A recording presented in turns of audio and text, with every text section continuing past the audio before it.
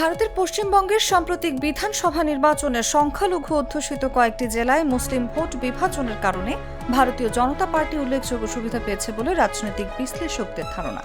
মুর্শিদাবাদ, মালদা ও উত্তর দিনাজপুর এই তিন জেলায় মোট ৪৩টি আসনের মধ্যে বিজেপি এবার ১৮টি আসনে জয় পেয়েছে। অন্যদিকে মমতা ব্যানার্জির নেতৃত্বাধীন তৃণমূল কংগ্রেস পেয়েছে ২০টি আসন।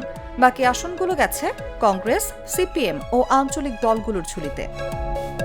বিশেষ করে মুর্শিদাবাদ জেলায়, যেখানে মুসলিম জনসংখ্যা ৭০%-এরও বেশি, সেখানে ৫টি দলের মধ্যে ভোট ভাগ হয়ে যায়। এর ফলে তৃণমূল কংগ্রেসের আসন সংখ্যা কমে দাঁড়ায় ৯, যেখানে ২০২১ সালে দলটি পেয়েছিল ২০টি আসন। এই জেলায় বিজেপি পেয়েছে ৮টি আসন।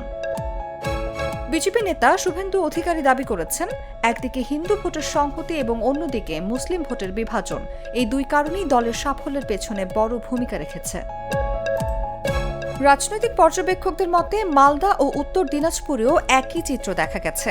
মালদার কিছু আসনে কংগ্রেস ও সিপিএম মুসলিম ভোটের একটি অংশ নিজেদের দিকে টানতে সক্ষম হওয়ায় বিজেপি সুবিধা পেয়েছে। উত্তর দিনাজপুরের করণদিঘি আসনেও মুসলিম ভোট বিভক্ত হওয়ায় বিজেপি প্রার্থী জয়ী হন।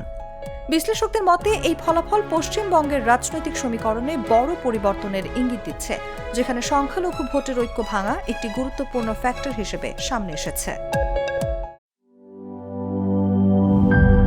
গ্লিটারের টুইন লেমন ও অ্যান্টিব্যাকটেরিয়াল ফর্মুলা বাসনকে চকচকে জীবাণুমুক্ত করে আমাদের দেয় গ্লিটার গ্যারান্টি।